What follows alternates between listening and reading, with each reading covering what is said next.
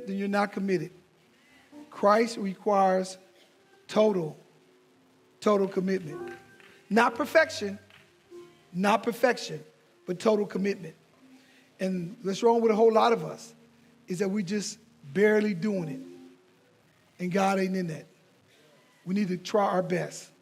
And it is our prayer as a church that we will be totally committed to the work of Christ. Luke, the 9th chapter. Luke, the 9th chapter, verse 57. Luke 9:57. As we go through this series,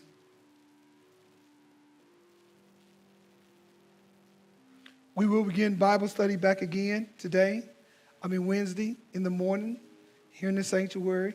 And on Wednesday night, we will be in the gymnasium, multi-purpose area. Luke 9:57. As they were walking along the road, a man said to him, I will follow you wherever you go. Verse 58, Jesus replied, foxes have dens, birds have nests, but the Son of Man has no place to lay his head. Let's pray. God of our weary years, God of our silent tears, thou who hast brought us thus far on the way, thou who hast by thy might led us into the light, keep us forever in the path, we pray. Lest our feet stray from the places, our God, where we met thee, lest our hearts, drunk with the wine of the world, we forget thee. Shadow beneath your hand, may we forever stand, true to our Lord and Savior, Jesus Christ. Lord, we come now. Thank you for the privilege of your word. I pray that they do not see me, John Leslie Brooks. Have them to understand I am merely an instrument being used by you, proclaiming thus said the word of God. May the words of my mouth and the meditations of my heart be acceptable in your sight, O Lord, my strength and my Redeemer. Let all God's people say, amen. Amen.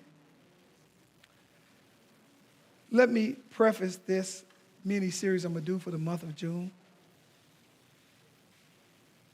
I deal with excuses.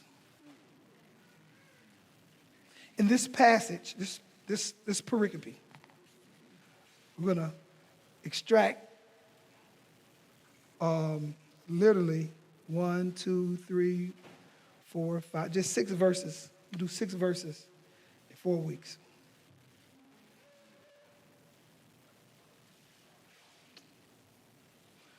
We rationalize excuses for why we're not committed, why we're not totally committed. First 3 weeks, I'm going to deal with excuse number 1, how Jesus deals with that. And every excuse, I believe, biblically falls within this passage. General category, I believe every excuse for not being totally committed falls under the, I think Jesus models that. This year is totally committed. Totally committed with your whole life. Totally committed. Some of you will be challenged and will rise to the occasion. Some of you will say, it don't take all that, and continue to be lukewarm at best. Some of you will probably say, who do he think he is? And perhaps, just perhaps, because it's going to be somewhat of abrasive, some of you may not even come again.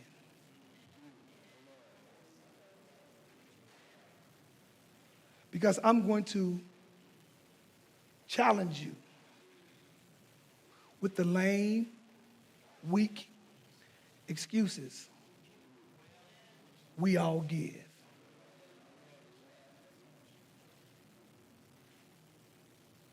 This year's theme is about total committed lives. Oh, and by the way, I don't anticipate no shouting.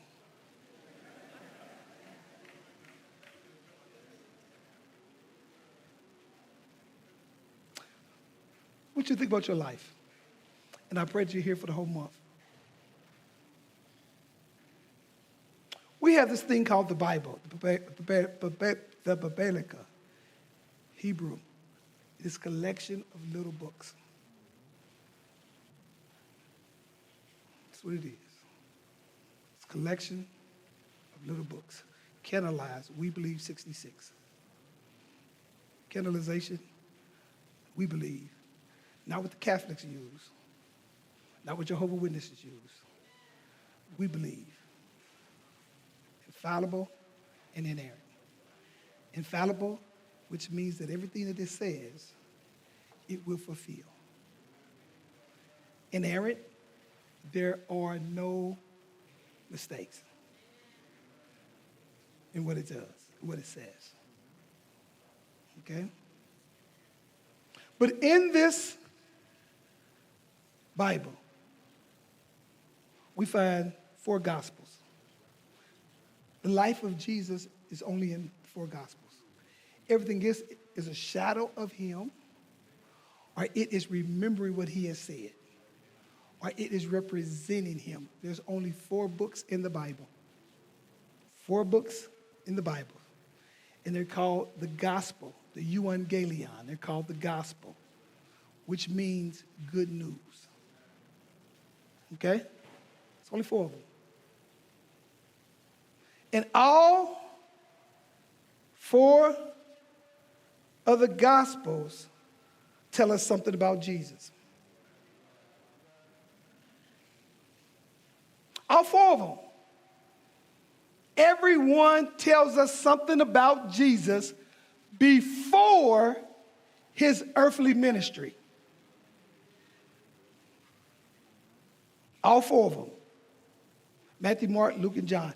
All 4 of them tell us something about his life before he did ministry. Matthew and Luke starts off with his birth. Matthew in the first chapter starts off with the genealogy. And then it says, and Jesus. Then it tells the story of Mary getting pregnant and Joseph saying, it ain't mine. And the angel saying, yeah, it ain't yours, but you need to take her. Luke also starts with the birth. Matthew starts with the birth. Luke starts with the birth. Behold, there was angels abiding in the field, keeping watch over the flock by night.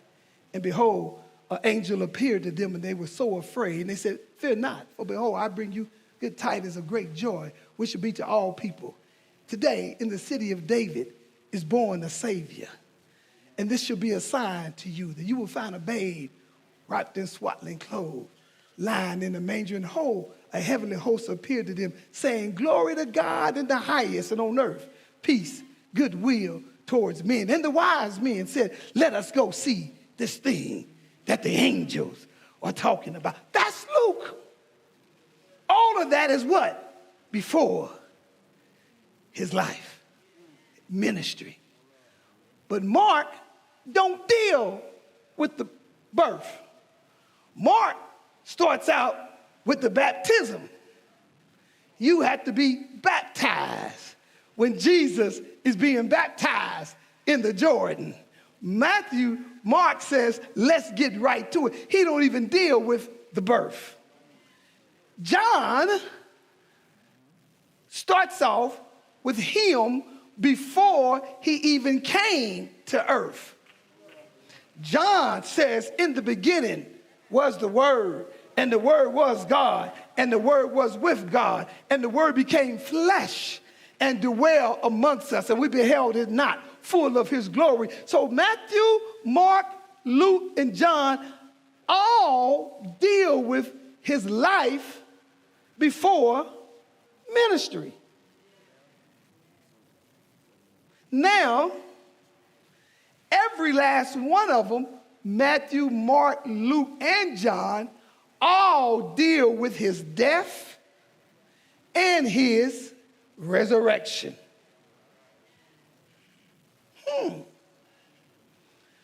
Matthew and Luke deals with the birth. Mark deals with the baptism, and Luke deals with before he was even born. But every last one of them deals with the end of his life. Y'all with me? All of them deal with he died. But 3 days later, he got up. And that's just like us. And you should be able to relate to it because every last one of us have a beginning. Oh, y'all got a birthday. And some of you celebrated for a whole month. It's my birthday. I can cry if I want to. You get your birthday outfit. It's my birthday, and you're going to let us know when is your birthday. Matter of fact, we got a little thing that Judy puts out front, and it just tells everybody's birthday. And if you walk by there and yours ain't in your month, we get a call. Hold it, player. I was born in June, too, and I didn't see my name because we celebrate and we want everybody to know our birthday. We telling the year, but we telling the month. And all of us, whether we like it or not, gonna die.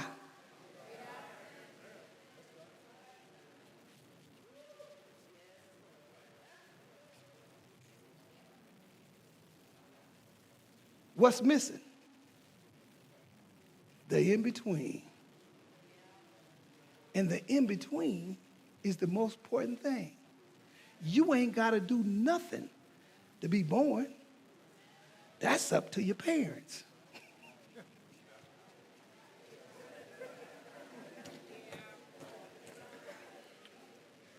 Stop it, Brooke, stop it. Somebody, what is he talking about? And you gonna die physically. You theologians, I ain't gonna, physically, you're going to die. You're gonna die. But it's that little dash in between 19 whatever and 20 whatever. That's what makes the difference. And what I'm gonna deal with is the dash. The dash. I'm fully aware that we missed 12 through 30. I'm fully aware. The only thing that the Bible says Jesus did from 12 to 30 is grow in stature and favor with God and man. I'm fully aware of it. But I'm fully aware of what he did between 30 and 33. His life. And what I'm going to deal with is not your death. You here, you done already been born. What is your life? What's this little dash? Luke 9:31. Let me set this up. Luke 9:51, I believe is the text. Luke 9:51 is what happens, what you call transition. It is the transition that begins the dash. Luke 9:51 is the transition. You find in Luke 9:51, Jesus now is transitioning. He done his ministry. He done life. And now he's getting ready to hand it over to his apostles. He's given them authority, and he's getting ready to get them ready for ministries to do what? To build the church. And I ain't talking about a building. I'm talking about a life.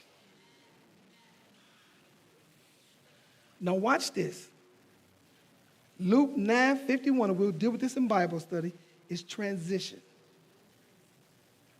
Jesus is changing everything he does, and he said, now I'm getting you ready for your life. And let's look at the first thing that occurs.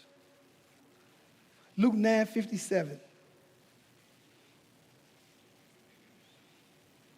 Luke 9:57. They walking down the street.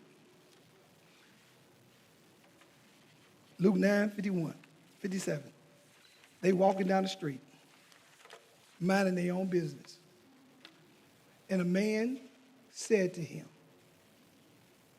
I will follow you wherever you go.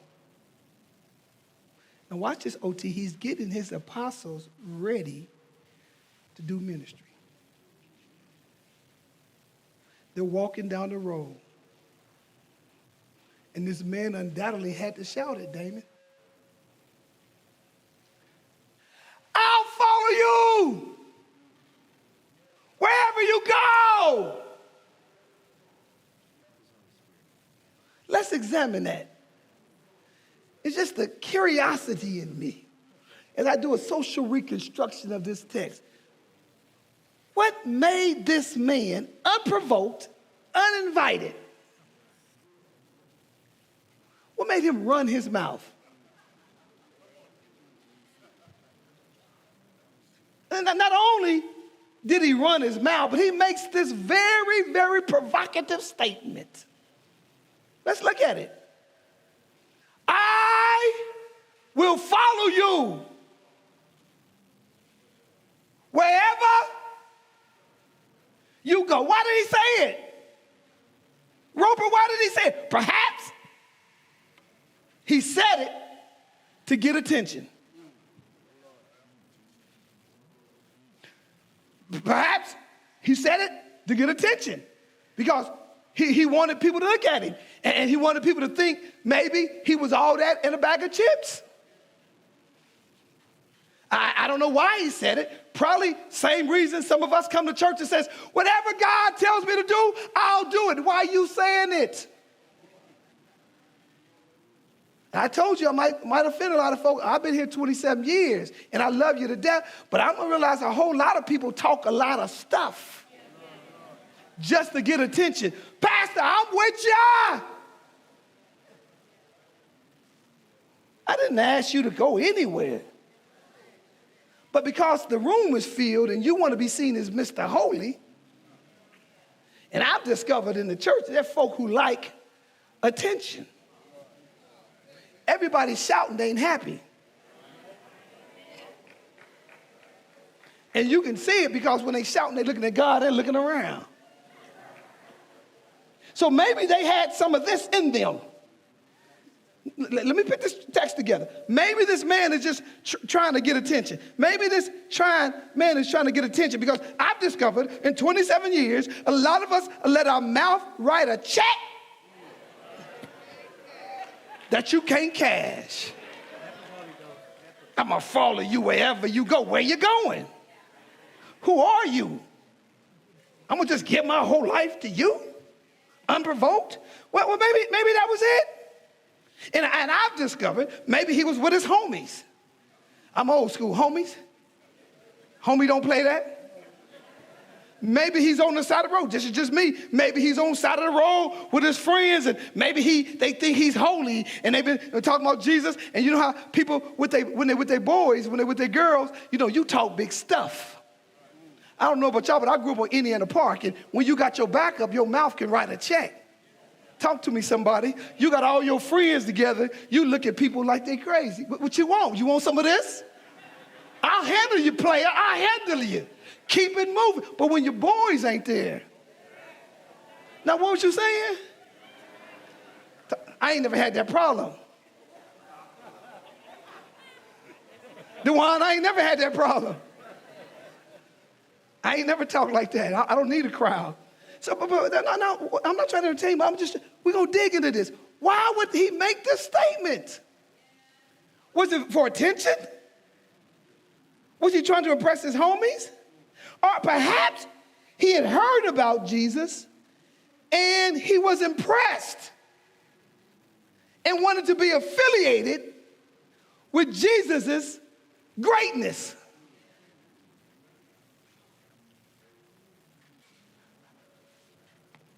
I see a whole lot of Christians get attracted to stuff because they want to be attached to something somebody who appears to be great. I would sure hate for you to join this church because it's new. We moved over here in 2011, and they came in the thousands. Oh, this is a beautiful building. Where are they now? Let's get into the mindset of this man. Why would he make a statement like that? Perhaps he saw Jesus doing miracles, and maybe he was in need of something. Because when you're in need of something, you'll say whatever. Talk to me, somebody. You have to say to get what you want. And I'm not trying to be funny, but a whole lot of us is just like this man. We make our mouths say stuff. And I don't know the motives why you say it. I'm going to follow Jesus. Wherever he want me to do, I'll do it. Wherever he want me to do, I'll just love Jesus. Jesus is the best thing that ever happened to me. I love the Lord. He heard my cry. I love him. I love him. I love him. Sounds good. What's your motive? Let's examine that statement. What he is saying, Wanda, is his whole being. Put your name in it. John Leslie Brooks. I can't speak for nobody else. Me will follow. Look at those two words. He said he will follow, not lead.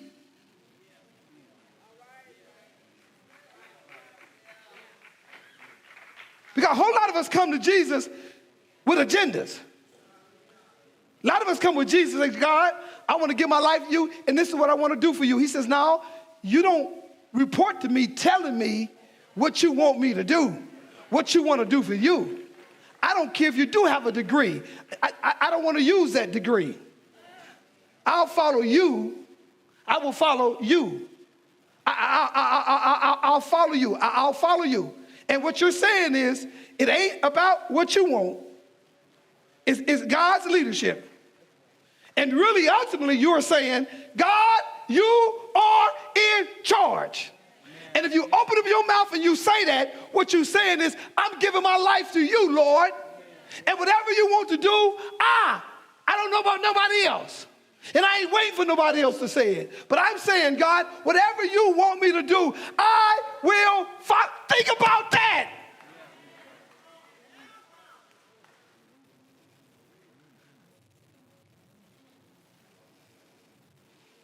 And look what he said. Real quick. I will follow who? Not my mama.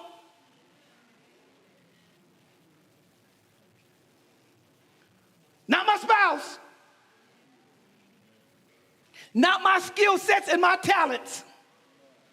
And I know it makes the people shout. I know this ain't gonna make people shout. I might get fired for this one. We have stuff to do, and God called us to do something. We say something like this. Let me go first talk to my wife. You should be informing your wife. Or let me first go talk to my husband. Didn't you just say you was going to follow God? Now your husband got to okay it with God? I know you're going to like it, but I'm just saying, Jesus said, I'll follow you. That's why you need to marry a believer. Because God ain't going to put no mess together. Okay? So, again, I don't anticipate no shouts. But when he says, I will follow you. See, we made this thing, well, I know God is calling me to do this, and I want God to do this, but I don't want to do it first unless I talk to my children, because my children has to be happy in their new place. And I want them to be happy because they're in their senior year, and I don't want to uproot them because of that. And therefore, God is not going to mess that up. And God has said, didn't you just say? And see, you ain't going to shout. Because it messes up our little family structure, what we have, and I'm going to get fired. Who cares? But this is the statement that he's making now. He is saying, Lord, I will follow you. You. I will follow you, God. I will follow you. And I ain't preaching against family, because I believe God, if he's leading in the family, and I say it unapologetically, you can get mad if you want. I believe there's order in the family and God's structure, and God ain't going to break up a family. I don't think he is. But I can't find ever in the Bible where God has called anybody to do that, and the spouse had to go back to the other one to get permission.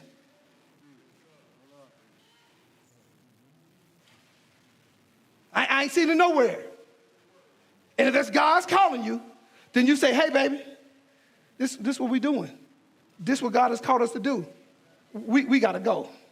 Then they may say, hey, baby, hey, you sure better be right. You sure better be right. Now, I'm going to follow you. Because you done took me from San Diego to Los Angeles. You sure want this one? God? I would have followed. Okay, you show. So what you were saying, that is my whole life. It's not predicated on how talented I am in one area. So this person is making this statement. He is saying the same thing you say. God, I'll follow you everywhere, anywhere you go. I will follow you, not my flesh, not my education, not my skill set, not my children, not my parents, not my mama, not popular opinion. I will follow you, Jesus. Watch this. Wherever, everybody say wherever, you go. Who do you know that you would follow? Wherever. You just giving them a blank check. I'm going to follow you. No questions asked. I'm not trying to entertain you. This is the statement you're making when you're talking about following Jesus. Wherever you go. I love my 24, 26 interns. But boy, they something else. I said, we going somewhere. Where we going? We need to know where we going. I say, trust the process. But to their credit, they trust. But every time we get down the block, are we there yet? I say, trust the process. And when they got there, they said, oh, we like this. This is awesome. You wasn't saying that at the beginning. But once you trust God, you may not be saying that at the beginning. But if you just trust the process, when you get there, you'll say, oh, God, I like this. And when God leads your places, it may not be to the places where you want to go. Matter of fact, I'm glad that God didn't lead me where I want to go. Because had he led me where I want to go, I probably wouldn't be here today. But I'm here to tell you that when you say, I will follow God wherever he go, what you are saying is wherever.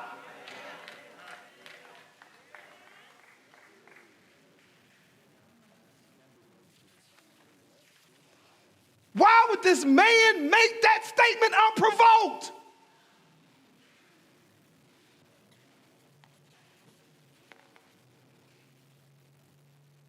I'm asking you, why would you say that about God? And there's three excuses in this pericope.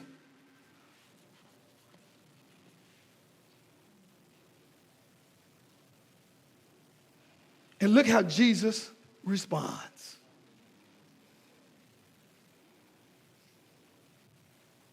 Look at verse 58. Lord, have mercy. Jesus didn't say, everybody say, amen. Jesus didn't say, oh, thank you. Jesus didn't say, I have a new members class for you that you're going to go, and I'm so glad you're here. No. There was a welcoming committee. Look what Jesus said. Cliff, I tried to look, but I couldn't find it, man. In the Greek language and the text, the inflections and stuff, I couldn't find it, but I tried to look. Jesus' posture.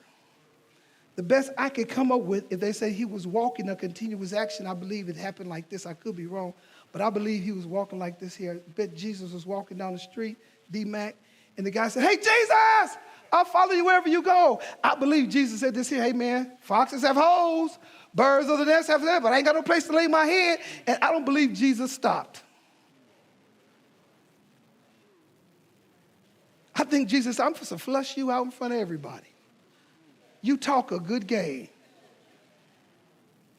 Your mouth running a mile or 6,000 miles an hour. He says, well, what you saying, bro? If you're going to follow me, foxes have holes, man. The birds, at the end of the day, when they flying around, they know where to land. Foxes run back to their holes. He says, but the Son of Man, he says, if you serious about this thing, it ain't no coup de matata. And the church, I'm not trying to have made following Christ about convenience. We even schedule our church events around your life, your schedule, your kids' basketball stuff, your daughter's dance stuff, our son's baseball stuff, our grandparents' anniversaries.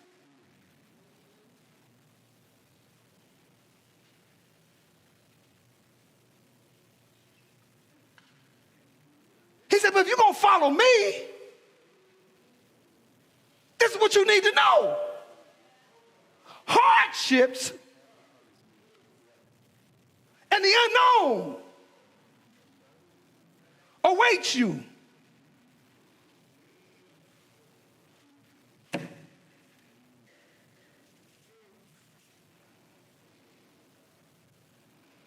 Jesus is saying, are you sure? And the first area for today on Sunday was, are you ready to leave prosperity?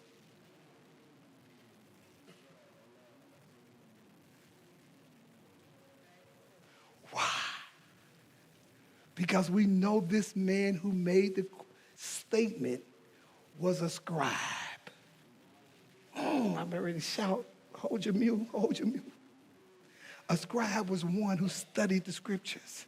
The scribe was one who wrote down the scriptures. The scribe was one who went to church on Sunday. The scribe was one who greeted at the door. The scribe was one who was a deacon. It was a religious folk. It was folk who did all the right things, who followed Jesus, who was doing stuff that they had to do, the Sunday school teacher, the staff that work at the church. This wasn't no follower off the street who didn't know Jesus. This was somebody who was familiar with him because they wrote about him. This was you and I. It was a person like you and I who goes to church, but has a wrong conception of what it means to follow Jesus. These were folk who sing in the choir. How do you know that was a scribe, Pastor? Look at reference scripture number 1. Matthew tells the same story. Put that up there, Matthew 8:18. This same story is recorded in Matthew. When Jesus saw the crowd around him, he gave orders across the, to go to the other side. Verse 19. And a teacher of the law, there it is. There it is, a teacher of the law, a Christian. Those who say they're Christians, you and I make this statement. Came to him and said, teacher, I will follow you everywhere. So this was not an unbeliever. This was not somebody who didn't know Christ. It's you and I making lip service.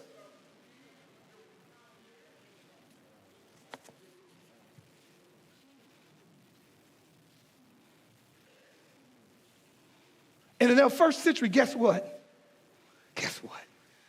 Guess what? Lights, air, because that's the only thing you're going to get an amen from now. Guess what? Scribes in those days lived comfortable lives. They had 401k plans. They had mortgage plans. They had house plans. They had degrees from colleges. They had longevity on their job. They had nice retirement packages. They had worked for years, and now they were comfortable. They were comfortable like you and I. This is not a homeless guy. This is a person who is comfortable like vast majority of us. None of us here today are going to go home wondering what we're going to eat. And most of us here today ain't wondering where we're going to go lay our heads. But yet we would dare make a statement, I will follow Jesus wherever he goes. And he begins to flush him out. He flushes out his weak excuse. And he says, are you ready to leave your money? That's the first one, is prosperity. I just got a raise. Are you ready to leave it? Are you ready to let go of your prosperity, your financial security? I was talking to a preacher in this last month that I had off. One of the privileges I get, being an older pastor, I get a chance to disciple a lot of young pastors. And another pastor was saying to me, one of the guys I've taken under my wing, he was saying he's having no turbulence in this church. And he says, that's okay, Pastor. Me and the wife and so saved up some money, and I got another job where I have my 401k pay, and I got a contract in hand, and I got some stuff. So I'm going to go in there to the deacon meeting, and I'm going to lay the law down. And if they don't like it, so what? Because I got some security. And I looked at him, and I said, wow, God was giving this sermon. I said, you ain't got nothing. He said, what you mean? I know I got I said, no, sir. I said, if you are banking on your 401k plan, you have nothing. I said, you go in there, you talk to those deacons, and you say that because God has told you to say that. And your security shouldn't be in the fact that you already got a retirement plan. Your security should be in the fact that God said it. And my question is that what if you didn't have the plan? Would you go in there and say what God say? Oh, boldly? Would you be boldly going in there if you didn't have it? So you don't impress me. You don't impress me when you got food in your refrigerator. Talking about you going to trust God. What you going to trust him for? To walk in there and turn on the stove and put the ham in the oven and put the green beans in there and put the french fries in there and let it marinate and put the seasoning salt and say, ain't God good? Baby, that ain't faith. That ain't faith. When you got a refrigerator full of food, that ain't faith. When you got freezer, that ain't faith. Faith is when you have nothing. And God says, follow me. Then you got to follow him when you have nothing. So don't be bragging to me about what you got and how God is making a way. God says, will you follow me not knowing? Are you dependent upon your financial security? Ask me how I know. Ask me how I know. Ask me how I know. Because I was banking on my financial security. And God said, walk away from it. I said, God, but first I got to get things in place. He says, walk away from it. I said, God, I've been in this organization. Walk, Brooks, walk. And it was like the yellow brick road. You put one foot in front of the other. Shit.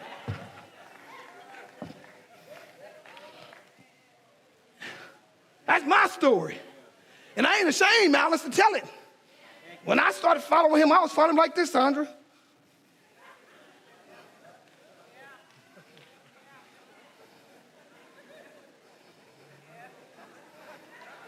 But guess what?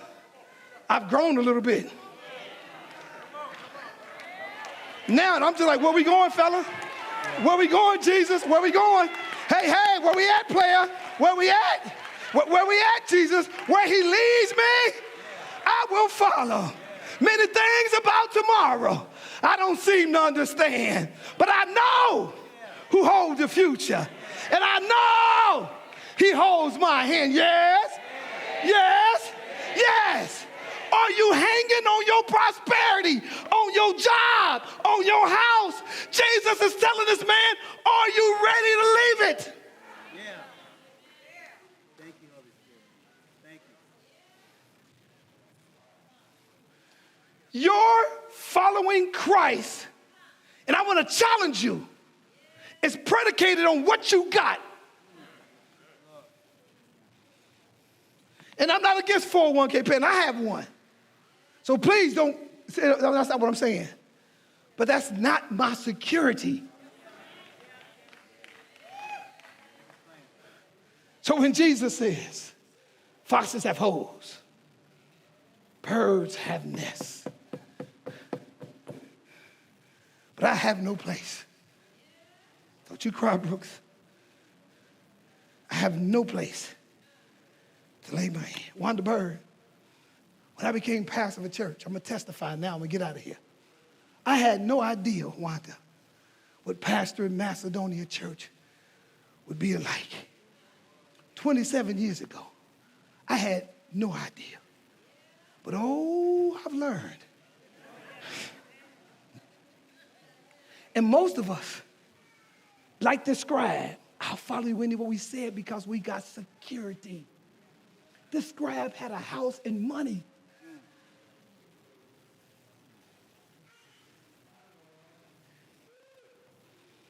I saw the bright side of pastoring. I've been lied on. I've been talked about. I've been mistreated. And guess what? I've made some mistakes. I did some things that hurt people. But I've learned in 27 years. People come and they talk stuff. I'm with you, Brooks. But as soon as I make a decision they don't like, Miguel, then they're going to start lying. God told me, no, you mad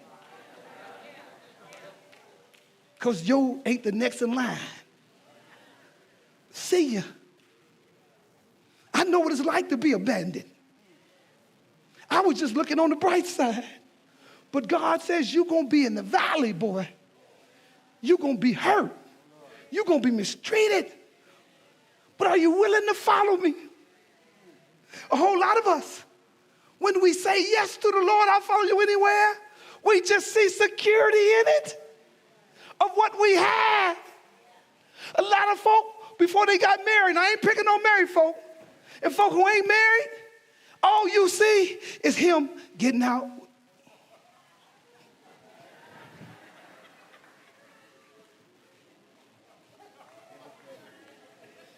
That's my baby. That's my, and you be like, I want somebody to open the door for me.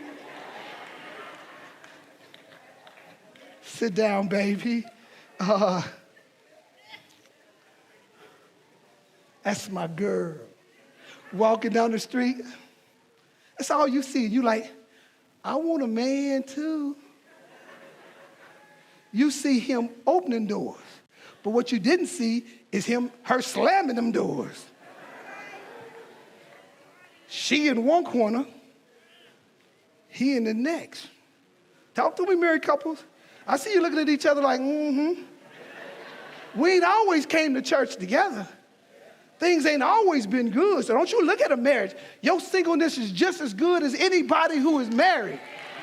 And you better be careful. You better be careful for what you ask for, because you just might get it. I love my wife to death, but through many dangers. Toils and snares. If you want to know about John Leslie, ask that beautiful wife right there. Y'all see this side. She probably get mad at me. Y'all see this side. But there's been some Sundays we come up in here and we at war. We at war. But one thing about my baby I love, she leaves her war clothes on at the door. She steps in there, she say, preach, preacher, yes, hallelujah, that's my baby, preach, preach, preach, preach. We go home, I say, yes. She say, hold it, the war's still on, baby. The war's still on. You are, no. You done lost your mind. We need to get this together. Let my hand go. You ain't no Pastor Brooks, you John. And John done tripped up in here. And until you get it right, let my hand go. You don't see that part. But then again, when we get it together, then you see us praying together. You see us teaching together. But I'm saying it's the unknown. And you got to walk through many dangers, toils and snares. I love the church, but this new generation scares me. Millennials, I love you, but you're scaring me because dangers. Many dangers of what the forefathers have come through for years ago have done stuff for you to walk to where you are. You don't understand. You just go to the grocery store and get what you have. Talk to some of the older people who couldn't go to that grocery store. Talk to some of these people who had to walk 15 miles to go to an inferior school and read inferior books.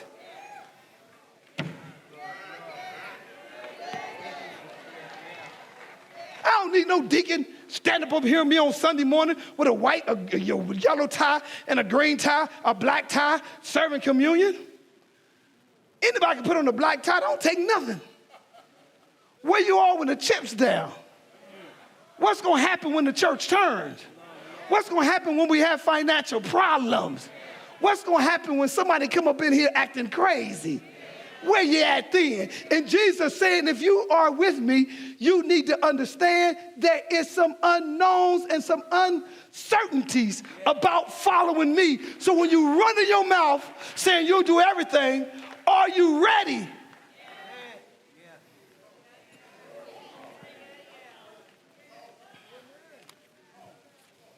The late, great Mac Charles Jones told me, young preacher, 20 years old, and I said, I'm called to preach.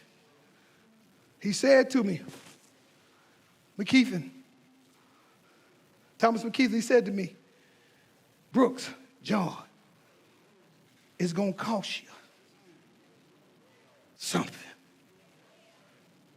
I said, what is it going to cost me? He said, I don't know, but it's going to cost you something. Some people are sincere when they make this first statement. I'll follow you anywhere you go. And perhaps today, some of you have made that statement with your mouth. And you were sincere.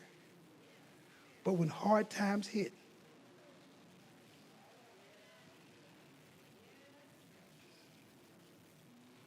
and some of you were just lip service. You ain't serious. And that's what Jesus was flushing out of this scribe. Torrance, he didn't even look at him. I don't believe he did. He just said, man, that's lip service. He had said, I'm walking. And you said you'll follow me anywhere? Shut up. Get in line and follow. Leave your house. Leave your money. Leave your security. And follow me. And we'll talk about that Wednesday, what that practically looks like if you're sincere. If you are sincere. Went over the seas to India, went to Slovakia. Rode on these big, beautiful planes. Huge. Cushioned seats, TVs in front of you, upstairs deck, bar, resting places. Beautiful. You can stay in the air for 20-something hours. Flying over the ocean. Looking out for like 20 hours, 18 hours, you see nothing but the ocean. I ring my Ding, ding. Yes, sir. Mr. Brooks. I don't know how do you know your name. I said, we've been over water quite a long time. Does this beautiful plane have enough gas? I just need assurance that we got enough gas to make it to Slovakia. And she looked at me. She looked at me. Austin, she looked at me. She says, Mr. Brooks, not only does it have enough gas to get there, it has enough gas to get there and to get back. And I said, okay. And then she started to walk away and she stopped. True story. True story, Miguel. She turned around. She says, not only does it have enough gas to get there and get back, it would never be in the air if they first didn't test it. You missed it. She said, we don't take out planes that ain't tested. It looks good in the shop, but it has to go through something before we put it in the air. We had to do everything we had to do to this plane. So she said, you could just sit back and relax. Mr. Brooks, would you like some brandy? I said, I don't drink. She said, whatever you want, we got it. You just sit back and relax and know that this plane is well tested. Well, I don't know about you, but Jesus is saying, before you get out on the road, I want you to know that I'm going to get you out there and you following somebody who is well tested. He came down in a virgin birth, and they tried to kill him, but they couldn't kill him. He lived for 30 years, sinless. He's well tested. Death had him on Friday. He stayed dead all 3 days, Daddy, but early on Sunday morning, he got up with all power in his hand. And he's saying, get on board like Jesus. And he says, I ain't asking you to get on board something that ain't already tested. All you got to do is get on board. I've landed many of people, and I don't care about you. Jesus is saying, you might not know the destination, but I know who's carrying you. I know who's going to carry you. You ain't got to worry when you leave it all to follow Jesus. Sit back and enjoy the trip. For the Christ I live, and for Christ I die. Mr. Porter used to sing a song when I was a kid, where he leads me, I'll follow. Where he leads me, I will follow. I'll go with him all the way. I'll go with him through the valley. I'll go with him through the darkness. If Jesus goes with me, I'll go anywhere. 'Tis heaven to me, wherever I'll be, if he's there. First test, first weak excuse. And here's how the text ends. And we'll pick up next week for the second excuse. First excuse is prosperity. We're not talking about Oprah money. We're talking about just living your security, any level of security. OT, this is what I love. The text does not say what this man did. Put that text back up there. Verse 57. Luke 9:57. He said, I'll follow you everywhere you go. The text does not tell us what he did.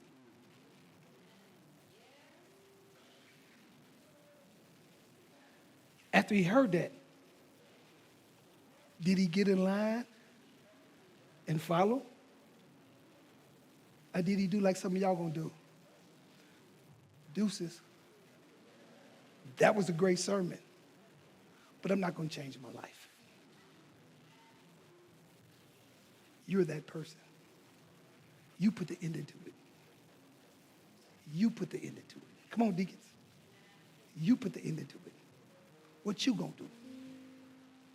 All I know is Jesus ain't begging you to go.